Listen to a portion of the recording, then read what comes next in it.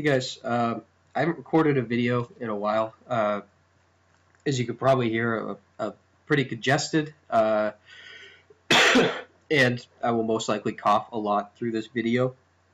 I've had some form of, I don't know, it was like a super cold or something, it feels like, for about 5 weeks now. I haven't been able to get. Sorry about that. I haven't been able to get more than five words out without coughing. I threw a cough drop in because I really wanted to make this recap for you. Uh, so hopefully it'll last me through the video and I could get most of the way through it without stumbling over coughs. But bear with me if I do. I apologize in advance if it sounds terrible. I'm trying. But I took 4 trades today. 3 of them are taken off. One is finally starting to work. It just stayed in place all day. That was the EJ trade that I posted earlier. But the dollar yen and the dollar and the sorry, it wasn't the dollar yen. It was the pound yen and the pound dollar trades. Both were taken off. I posted those in the room so you can see those. But the ES trade is the one that I wanted to highlight. My entry, exit, and trade management. It's one that I got a bunch of questions around, and I will put the disclaimer that at the end of the video, I've gotten a bunch of requests to show the profit. I still am uncomfortable with it, but I'm going to, just to appease those that have asked. So if you don't want to see the profit, don't watch till the last. I don't know how long the video is going to be, but I'll be pulling up a screenshot at the end. So, okay, so the trade. What I was looking for, right? So if we go over to our hourly chart, we've got this is yesterday's high. This is the sell-off that started, and we've got a good bit of excuse me. We've got a good bit of bearish movement. So for me, what I was looking for was was a valid entry. Now that the bears have started to take this down, I was looking for a valid entry and a reason to get into the trade and the perfect opportunity to do so. So you obviously, this started a huge sell-off, and I got asked earlier why I didn't fib a certain level, and I didn't answer on purpose. I didn't want to explain it over, text or typing because it's a little difficult. But that support level that I just drew out, or that resistance level once broken above turn support, it held strong for a while, once, twice, 3 times, 4 times. Then it held bullish once, twice, kind of 3 times, but it's been a solid level for a while now. And once price broke to that high there and established a high, the question was, why didn't I fib from here down to here? And it's a valid question because from that perspective, it looks like it's the 50% retracement doesn't quite get touched, and I jumped my entry. I was waiting for price because I was waiting for price to show me a strong move past this level so that I had the confidence it would stay below it, right? So the entry I was looking for wasn't at the first pass through, and you could see that even at the first test of it, it bounced off and was 2 hours of bulls. I didn't want those. I didn't want to get those bulls. I wanted to be sure that the start of the selling that broke through this level was strong and it was going to stay. So you can even see that the bulls fought back hard once it broke through this level, but we eventually got our close down below, and then it took a while for it to get back up towards this level. So for me, the true selling, the powerful selling started right around here. And so that's why I fibbed from where I did. And with that, that gives me my entry, my 61.8 entry, just below retest of that level. So for me, my entry was right there. Okay, so I got don't exactly remember the price. I believe it was like a 22.0275. I think it was my entry. So, excuse me. Once I got short, how did I manage this trade? Well, let's start by identifying where my stop was when I first entered. My stop was up here just at 22.04. It was 22.04 exact, so I had about a 2-point stop loss, which isn't much in the world of futures. It's tough to nail that, but I wanted a pretty low risk trade, and I felt strongly about my entry. So we've got our EMA here on the hourly. We've got our 61.8. We've got our support level that could very well be tested, but I felt comfortable with that 22.04. Now, we got our test and then a quick spike down. I mean, once we got back down to this support level here, I was already up a good amount. But again, I wanted a targeted exit and a targeted entry here. So I didn't want to just jump out at first glance. I had targets in mind, and I'll get into those in a minute.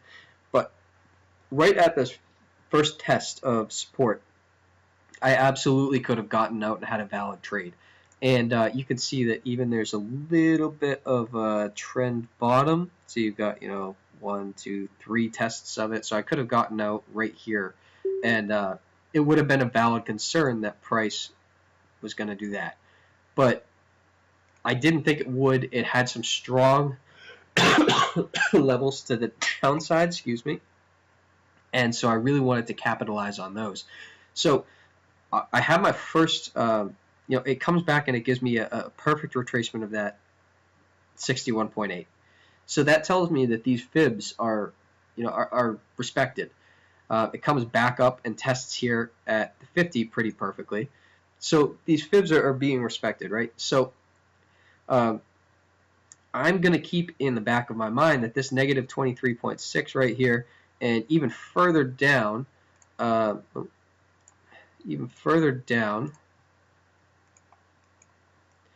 this negative 61.8 is not out of the realm of possibility.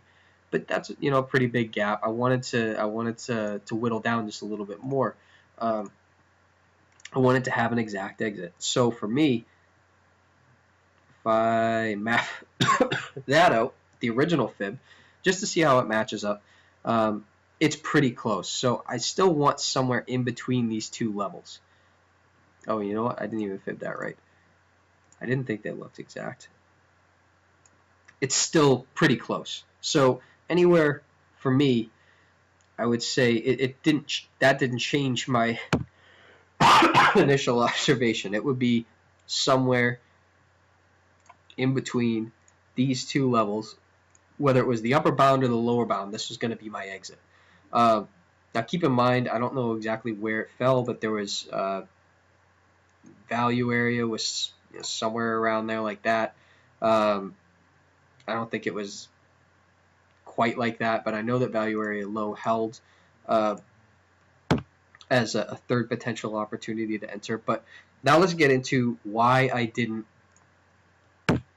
tail my stop, or why I didn't tail my stop at first. So we have that first test, and again, I was going riskless on this one because I've had a pretty good week. I was comfortable losing that 2 points and giving back, however much that would be.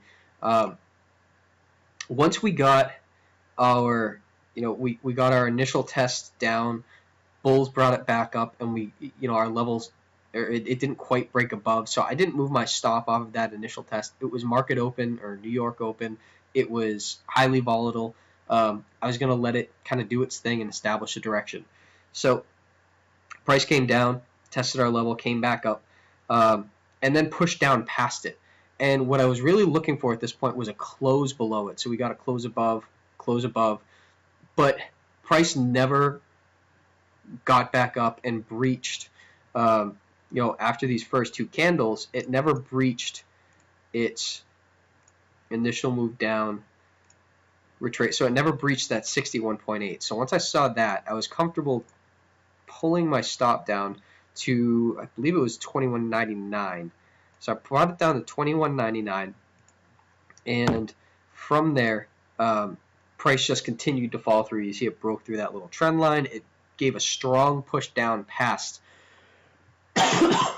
excuse me, strong push down past our lows. And that's what I was looking for. I was looking for somewhere in between this upper and lower bound, this negative 23.6 and negative 61.8 as an exit point. But I wanted to get a little bit more detailed with it. So I went to my 4-hour chart, and this is a strategy, a fib strategy that I use fairly often. Something, excuse me, that I will teach in an upcoming course. But first, on our daily, we had a couple of good levels of support that were just below and within reach. So you can see that 2188 level, 2193, both definitely reachable, and actually that 2193 should come down a little bit.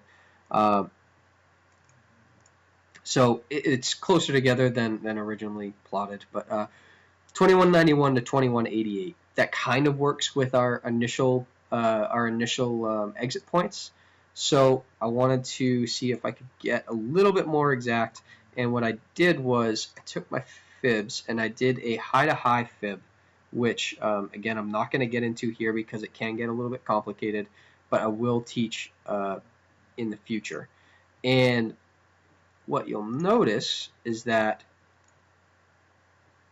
if I can get my fibs to line up properly,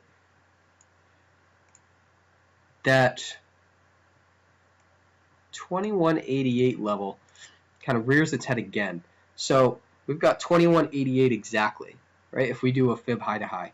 And that's what I was looking for. I was looking for that kind of a pullback. So for me, 2188 was my exit point.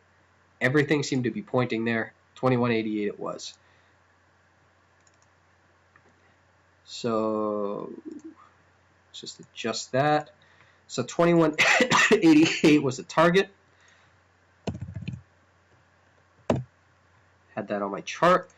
And so now I had my defined entry and my defined exit. And with that, and for those of you who want to see the profit, stay on. For those of you who don't, just know that this is my entry, this is my exit.